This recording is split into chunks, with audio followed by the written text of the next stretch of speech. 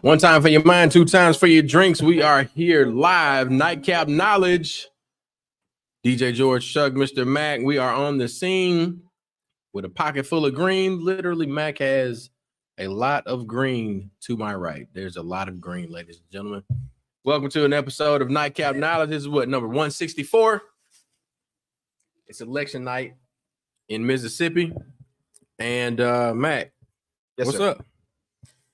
Brother, talk to me. When I tell you that the people, before I get into this, go ahead. This show is rated Black and Uncensored. Yeah. Real talk, real issues, real solutions. We're going to tell it like a TI is. When they said, as the saying after, things start to look better after COVID, the people was outside. What? The people was outside vote day. They were in line. They were excited. The energy was high. Every polling precinct we went by there was no slowdowns.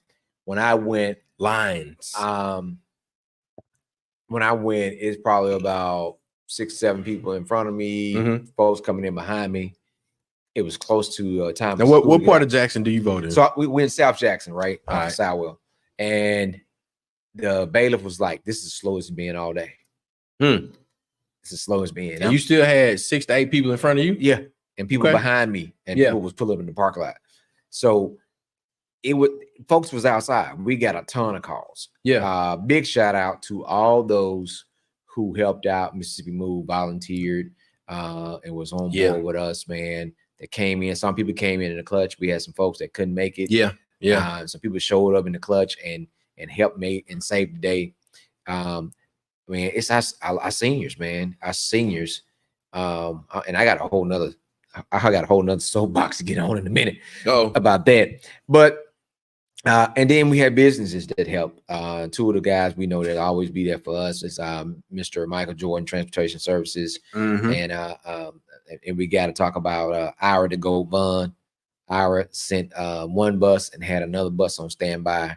If you're looking for what the buses look like, make sure you go to Mississippi Move Facebook page, Mac Epps Facebook page. We got it.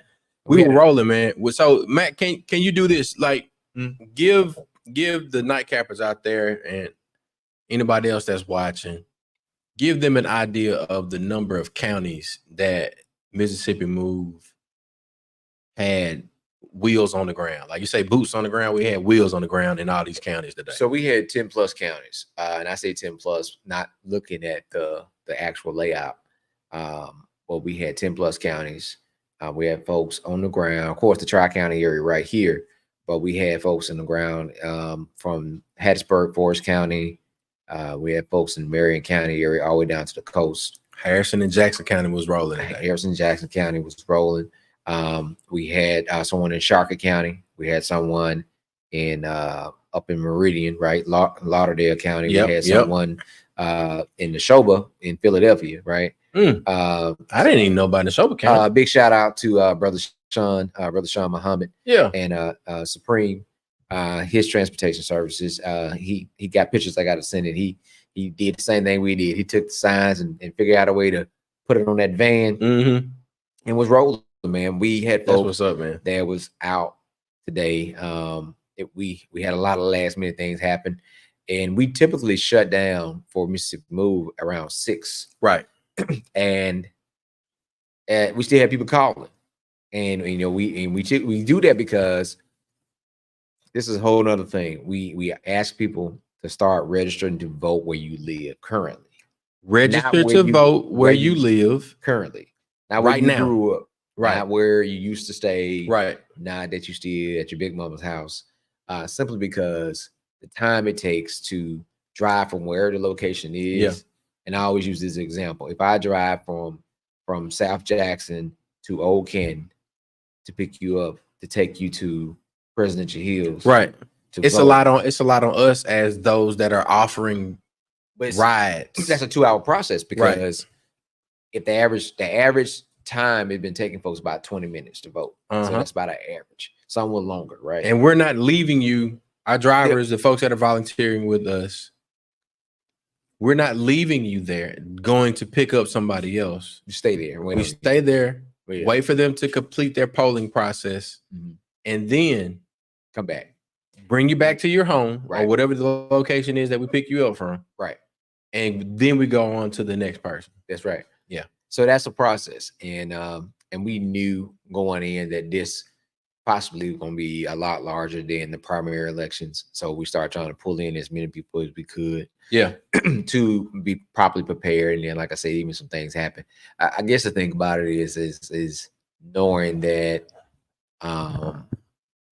you go, like I told Sabir earlier, big shout out to Sabir.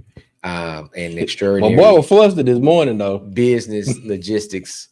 And we know these things happen, man. Woo. And I told Sabir that the thing what we have to do, we have to properly plan to know that there are going to be some issues. Yeah. That we know we need to be ready. And right now, everybody's watching. Everybody's paying attention to look at the results, see what's happening, see where the results are. And speaking of that, we've got some folks in the comments. Samantha Wu checking in with us, asking about what are the results looking like. And I'm going to bring up one of the we're going to bring up one of the news outlets that always shows favorably for Mississippi Move, and we're going to mute the audio of the videos and everything that's coming up with this, but we're going to check in on these results as we're finding from 16 WAPT. Samantha Wu, thank you for your comment and everything. Let's bring up these live results right now. This is coming from 16 WAPT, and here we go. We've got Tate Reeves, and my hashtag for him has been "Shut Up, Tate." He's coming in at 56, just a bit over 56%. Brandon Presley coming in at just over 42%, and Gwendolyn Gray. And from what I understand, she was supposed to be removed from the ballot, but some kind of way magically she ended up back on the ballot. She ended up back on the ballot. Now, Mac, I want to talk about this.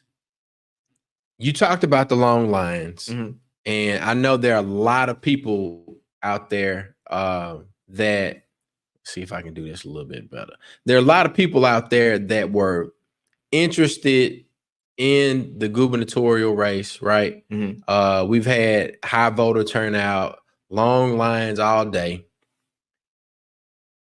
What about those polling precincts that are still open? Well, they've closed now, but that were cleared to be open past 7 p.m. Because I heard some analysis going on between some of our friends and community partners. We just concluded a live broadcast from Jackson State with Southern Property Law Center, and there were a couple of attorneys talking about something that could possibly be overturned, meaning that those polling precincts that were open after 7, some of those votes wouldn't be counted. What are your thoughts on that? I think that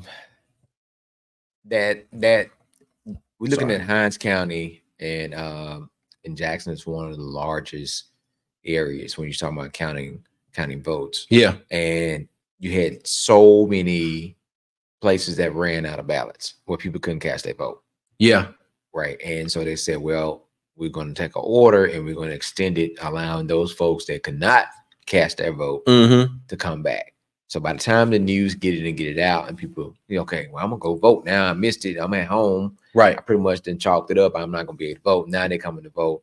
But if you're in line, they got to let you vote. If you're in line. Right. So if but not leave and come back type of situation. So if you were gone earlier. Right. And they ran out of ballots, right? You had to go back to work, you got frustrated, right? Whatever you had to do, then you decided to come back. I guess it goes back down to what was the cause? What was the preventative measures? Yeah. Is there a set accurate amount? And based on what the last election or projected number could be that you have for ballots, were there increase in registered voters? Do you have those numbers? There's a lot of different things to look at. I think it's disappointing that folks are energized by the process. Yeah. And then only for them to be discouraged again when someone steps in and say, hey, y'all can't do that. Y'all can't vote. So it constantly makes a dogfight. Yeah. Has this been done before?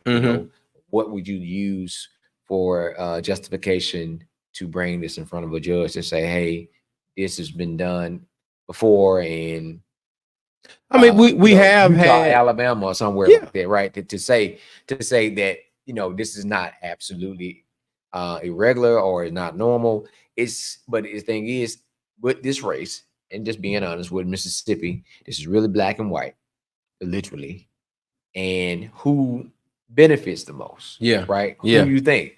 And so I think there's a lot of that situation because right now I've been looking at the numbers, and it seemed like they called a lot of these races really soon before you had all of the amount in. You calling these races saying that this person has won, but you only had 40% or of the precinct. Yeah. And I don't think, if I'm not mistaken, if those precincts, because we saw last thing that, folks are bringing more ballots to some of these precincts in Hinds County. So there's no way you counted Hinds County. There's no way that you've had a chance to count Hinds County at this point. So, yes. So how are you going to call these races when one of your largest voting precincts in counties have not been counted? Here's the percentage of reporting. This says that 63% of the precincts have reported. So I would venture to say that the remaining precincts that have not been counted, Hinds County, 100%.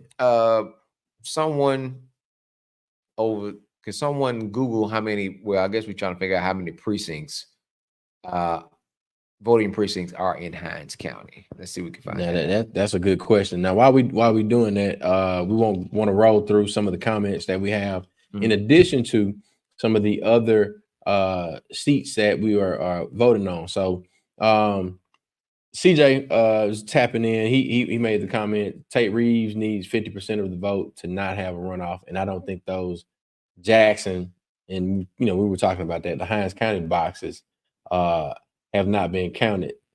We've got Ken Chambers chiming in. Several precincts in Clinton, Mississippi, ran out of ballots. And we might, let's see if we can get CJ on to provide some of that information. CJ chiming in: 110 precincts in Hinds County, 110 polling precincts in Hinds County. So there's a real chance that Hinds County can determine races. Yes. We know that 1 vote, 6 votes, but I'm telling you that Hinds County can determine races. Yes. And the fact of the situation we had with the ballots, running out of ballots at polling precincts, and fighting to try to get it back, try to get these ballots back to folks while you got folks waiting in line already. Right. I would say this now.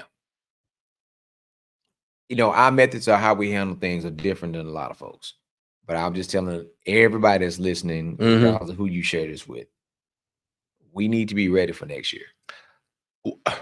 We are 1,000%. I don't know what everybody else is going to do. Mississippi Moves is civic engagement is a year-round sport. We're going to slow down in December, and I say slow down because we don't know what the creator might do. Last year we had planned to slow down, then we got hit with a storm and doing disaster relief. Yeah, pretty much all of December. But January, and I can tell you this now without talking to anybody. One of our community services for Phi Beta Sigma for our Founders Week Founders Day is going to be voter registration. Voter registration. We are around the clock. We are hitting the ground in January with voter registration. Yeah. And we are going to encourage folks that we know going back through our list to register to vote where you live. Because it's great opportunity. Yeah. It's great opportunity to get folks. What's that last one right there? Say, Chuck.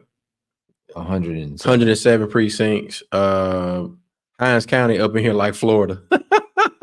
That's Samantha Wu. Hinds County is like, that battleground area of the state of Mississippi, because you got very large pockets of voters. And it's not mixed up. It's not very red in Hinds County.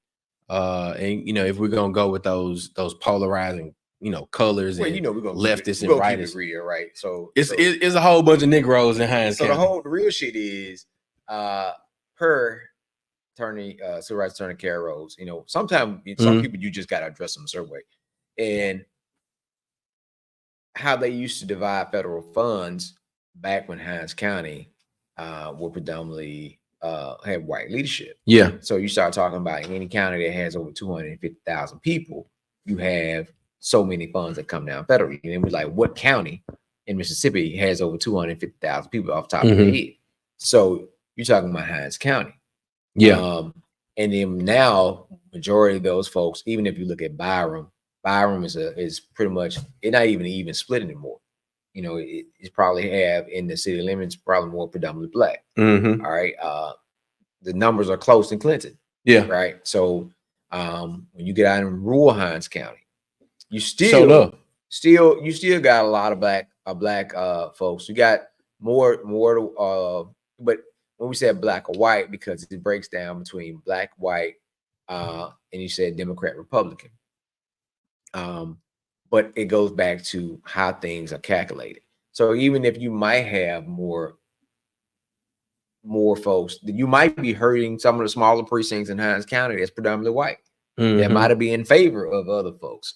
But yeah, you see Hinds County, and you think black, and you think like, oh, well, we know which way they can go. Why I'm saying this, I'm using this based on terms that were used when we were doing things like Initiative 42 to fully fund public education.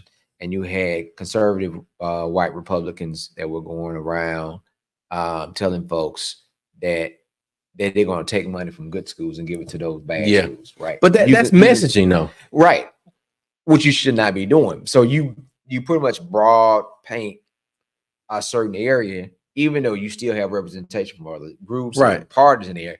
What you see in Hinds County is what you want to see. So Hinds County has the population. They have the voted age population to determine major races. And in that voting age population, you have a large number. So it could be black voting age population, black voters. So let's talk. Well, I've got a couple of things that are coming to mind. So let's talk strategy, though. Not too much, but real deal. Why is it that the areas that we need to target,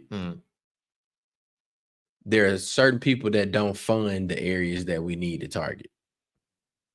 And that's what I mean by strategy, because there are entities that have resources to invest in the electoral season. Let's call it a season like that, right? Right. So when it's election season, why aren't we seeing large investments of areas that are quote unquote battleground areas, battleground precincts, battleground regions. But we'll say, all right, well, we know what's happening here. We know that this could be a swing. Mm-hmm. Why not? I guess understanding and then intention, Mm-hmm. right? And you know, the folks are not going to give you the ammunition you need to be able to be successful. Especially when you're going to change the possibility, not even that you're going to, the possibility of changing the status quo.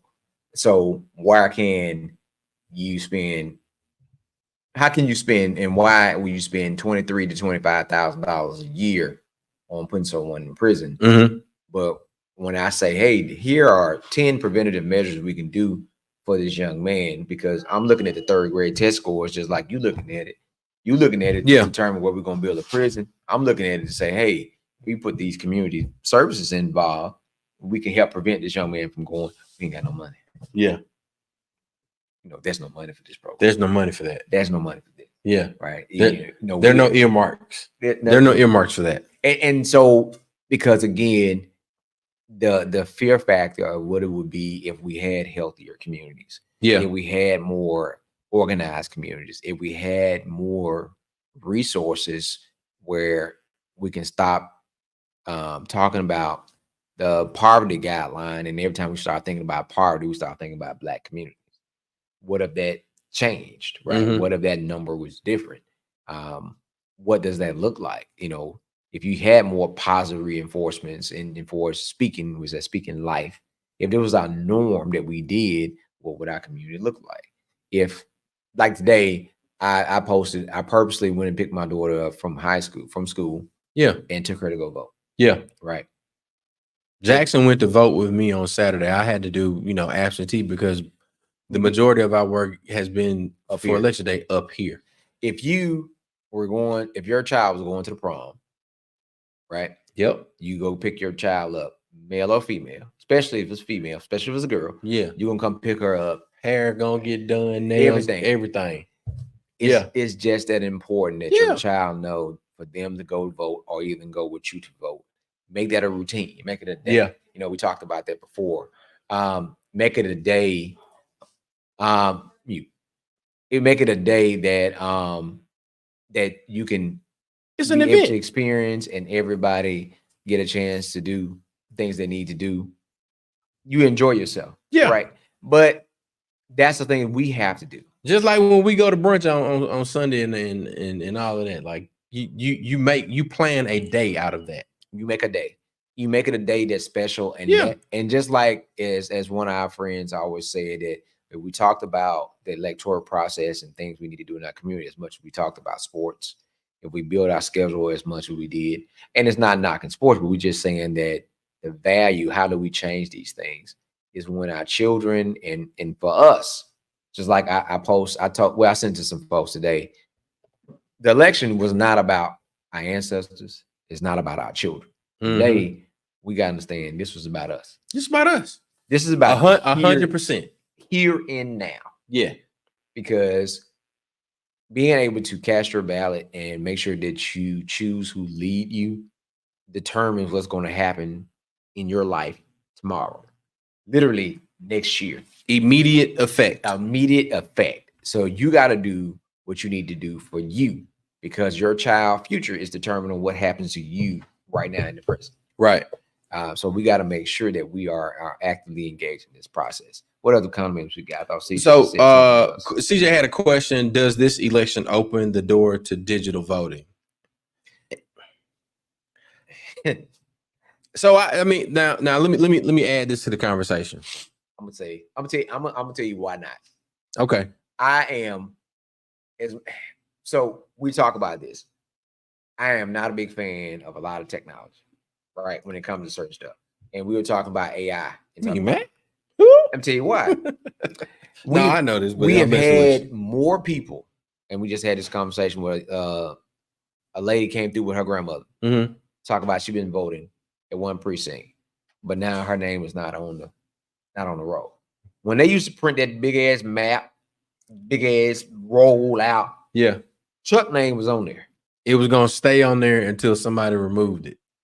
when they give you this tablet that's loaded, yeah, was it a digital glitch, or did someone intentionally not put your name on this thing? Yeah, and we have had that, especially at a lot of precincts. Yeah, for Tougaloo College starting in 2018. But that's the all right. That's the purging thing. So the issue is that, or not the issue. The question is, how do you make it easier for people to participate in the electoral process?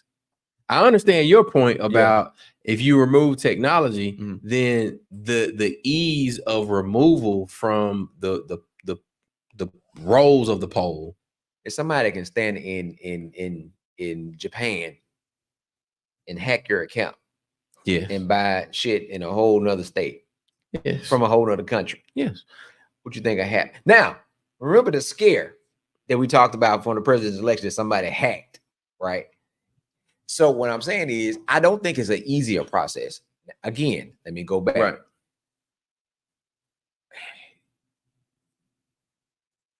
This is going to be relevant to America. Has a lot of things that we talk about. Oh, for your convenience, for your convenience, for your convenience. But we at the top of the list for bad diet, obesity, everything you can think of, because we sit and we stay. Everything is supposed to be for your convenience. Customer service, for your convenience. You need to talk to somebody. You can never get anybody on the phone to ask one simple goddamn question. Yeah. And then when you get them on the phone, they have no idea what you're talking about because they're not even from this country. Right? Or y'all don't speak the same language. Most of the time, because they ain't from this country. Because the calls are routed from somewhere else. Yeah. Well, you talk about we have a high unemployment rate here, but the customer service center is somewhere else, right? So what I'm saying is, like, it's not about making it easier and more convenient. It's about being dedicated to the process and understanding that this is one day, every 6 months. It may be not even 6 months, right? Twice a year, right? Definitely Primary, right? Then you might have, but maybe understanding what's at stake. What's at stake is your livelihood. Generally, the decision-making process is at stake. Like, will the person that is elected? It's not about convenience. We want everything to be just as we breathe. It happens. What do you think about? Well, we ain't gonna talk that strategy. Let's give a shout out to Ken Chambers. Ken gave us some percentages, and the reason why I didn't want to share it is because these are strategies that we are employing, and we don't want to put like digital record of some of the things that we're working on behind the scenes, so that they can sabotage it from an attack standpoint. So don't show your hand. But Hines County 73% black, and it looks like Ken is saying that the breakdown for the quote unquote white side is 24%. I wanted, Mac, and I'm not trying to get us off subject on that, but I wanted you made mention of people not knowing what is on the ballot, or what are the things that this particular office influences or has decision-making power. And one of the things that we've had on our link tree this year, and I'm pulling that up right now, we had find what's on your ballot. So you're able to click, and that link, you're on our link tree. It brings you to, let's figure out what will be on your ballot, and you can punch in your address. Now, what I did, of course, like I live in Harrison County. I punched in my address, and I was able to let's do 500 West County Line Road. This is live. 500 West County Line Road, Tougaloo, Mississippi. That's my address. I don't want to do that. I can skip for now.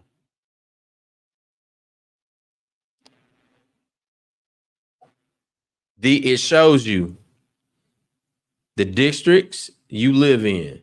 So, State of Mississippi, Congressional District 2, Senate District 26, State House District 72, Public Service Commission, Central District, Circuit Court District 20, Madison County, and City of Jackson. Let me see my ballot. Look at this. This is a tool we had on our link tree, right? You can see the 3 Mississippi candidates, but I thought that this was most important. The chief executive of the state who supervises the executive branch. How this impacts you. Very easy to understand. School curriculum, public safety, public health. And it does the same thing for lieutenant governor, secretary of state, attorney general. It gives you the 2 to 3 things that this person, if they're elected to this position, that they will have total oversight and influence. So someone asked me, what are the strategies when you're trying to convince someone to vote? Yeah. For me, I'm not arguing with people. I'm just going to tell you what is personal. And you got to tell them how it affects you. You know, yeah. So it got to make it's not saying that it's personal, it's not selfish. The term, you know, it's about what's personal to you. So I'm telling you what could be what could be what could be affected the most depending on who you vote for. And you determine for that. When you see what this person had the capacity to do, and you know what falls under those bullet points, and you look like, man, this matters a lot to me because I'm a small business though. This person said that they're gonna do this and not do that. Exactly. That matters to you. This was a part of their campaign platform. But also, you know, the capacity. When you see that this person has the position to do this or do that. Check this out. Check this out.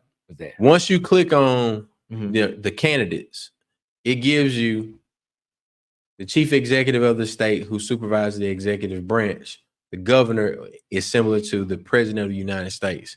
The governor has a large influence over which new laws get passed. The governor appoints heads of various judicial and state offices elected every 4 years. It's giving you breakdown now, like you said, how it impacts you. The governor appoints 5 out of 9 members of the State Board of Education who are responsible for setting the curriculum and other policies for Mississippi schools. Same thing for public safety, same thing for public health. Then it goes down and it gives you these options. And you can make your selections, and then once you get done with it, you can send it to yourself so that you talk about voter plans, right? Yeah. What's your plan? How you gonna get there? I'm gonna call Mississippi Move. They're gonna pick me up.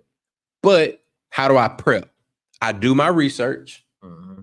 Once I've done my research, I make my selections. All of this is on our link tree, right?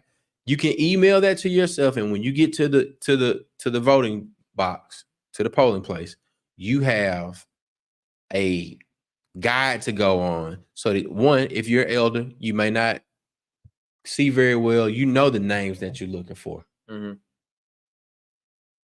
This is how we're prepared. I think this is a recap, but going forward, we're going to be doing more of these so that you can have the opportunity. And when we say this stuff, for those who watch and who participate, if we say something that we know that's going to benefit your auntie, your grandmother, your parents, somebody got to share it with them. Share with them. Yeah. Right? Be the attorney, a lawyer. CJ, correct me if I'm wrong. It's a person that knows how to interpret the law. So you interpret the law in the law technical terms, and you should be able to turn around and be able to tell it to a 3rd grader and make it make sense. Right? That's what you have to do. And as Brother Hollis will say, make it plain. Make it plain. A lot of times things are doctored up so that you don't know or be confused, or so you can't make accurate decisions for yourself because you don't understand what that person is saying. Yeah. Make it plain so that you know exactly what you need to do and how it affects you. Yeah. And so we got to do more of this, right? We got to do more of this. We got to get that tool out. We got well in advance. We got to be engaged, y'all, because year-round sport. Year-round. Civic engagement is a year-round sport. All the time. And we got to understand, don't be discouraged. If things don't go your way, again, my motto is this: let them beat you, don't give up. There you go. Let them defeat you. Let them cheat. Whatever they got to do, but don't just automatically say they're gonna win anyway and be done. Don't talk yourself out of your opportunities and what the future could hold for you. Right. There's power in the tongue. There's power. There's strength in unity. It's a lot of different catchphrases and terms we've heard. The thing about it is apply it. Apply it to your life. It is. If you apply 75% of the shit you learned when you was online, when you sat in that chair, and you just when you're up against the truck, I wanted to be in here because I can help folks, and I just wanted to. I just want to make a difference. I want to make a difference because I like doing Big brother stuff in the community. That, and when you learn all of that stuff, you make sure that you apply that to your day-to-day life, right? And when you apply that to your day-to-day life, all those things help you get through some of the hardest times in your life. Yes, sir. Why would you stop? Makes no sense at all to stop. The fast that you do. You say, you know what? I felt so good when I took that fast. I lost weight. I was able to sleep. I got up without making noises, all that. And then as soon as the fast over with, well, the pastor said fast over. You start back eating the same bullshit. Yeah. Right. Now you feel terrible. Right. You can say, you know, I felt good when I was on that fast, but right. you don't keep doing it. You don't do the fast. You you don't go on and off. You don't change your diet for the better when you felt better. So don't do that. Let's not be that, that type of person. Let's keep it moving. Yeah. Yeah, man. That for those of you that are out there, no matter where you're coming from, I think most folks have somebody in Mississippi that they know or that they are they might be related to. So what our ask of you tonight is to make sure that you're encouraging your people to be civically engaged, meaning that you have a parent-teacher organization. You've got, the opportunity to volunteer at the polling precinct. You have the opportunity to volunteer to be a driver for our Road to the Polls campaign with Mississippi Move, and we're statewide. There's an opportunity for you to do whatever it is that you're good at, or some of the things that you might want to improve on. Yeah. I just thought that we schedule time off for so much entertainment. Oh, have mercy, Lord. Let me just can I take myself out the shot? Because my face about to get folded up.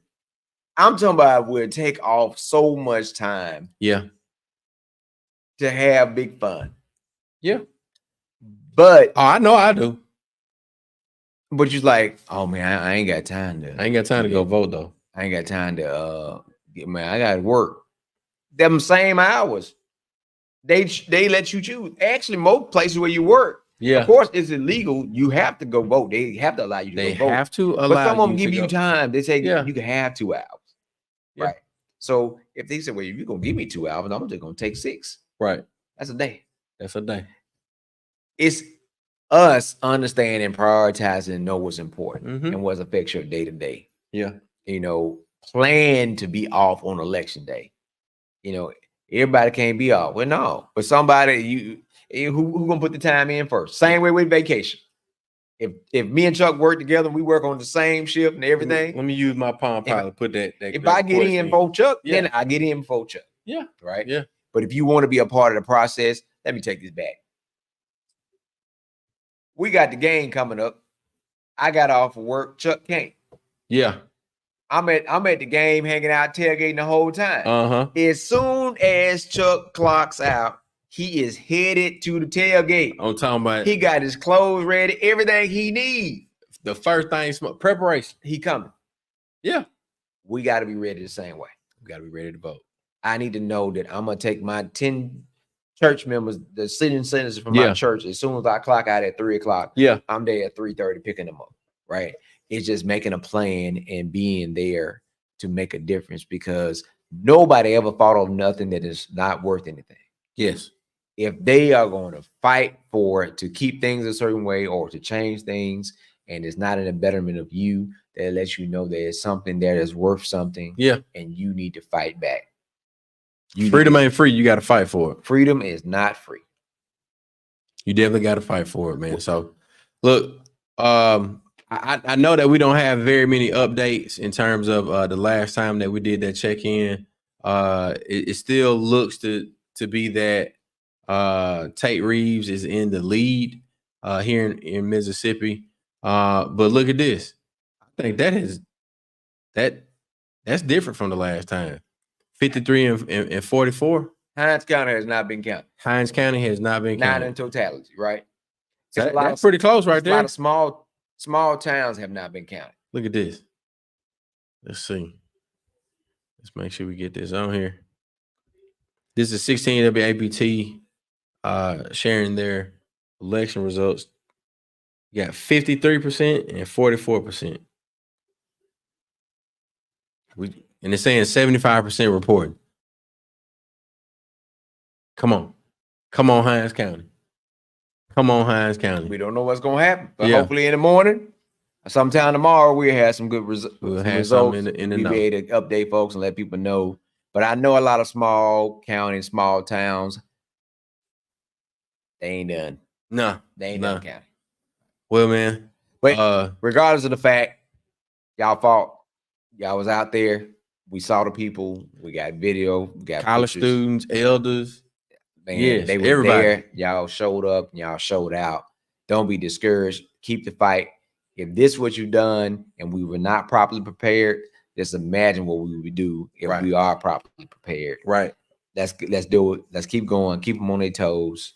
And remember our motto: we're gonna keep moving Mississippi forward. All gas, no brakes. There we go, baby. We appreciate y'all for tuning in, tapping in with us. This has been another episode 164. Nightcap Knowledge. We're gonna tap in with you, but right now we're gonna get to where the money reside. But buddy, today I'm gonna get to what his bed is, buddy. That's what I want to do. Sleep. I need sleep. Before we get to where the money resides, I want to remind you about the upcoming Mississippi Black Business Expo presented by Higher Purpose, the Ujamaa Market, the Shakula Food Court, and the Ujima Sessions. We've got our keynote with Dr. Key Hallman, Tugaluan, along with a great list of speakers and presenters. So make sure you tap in with us this weekend at Tougaloo College. And ladies and gentlemen, boys and girls, we'll see y'all next week. Peace.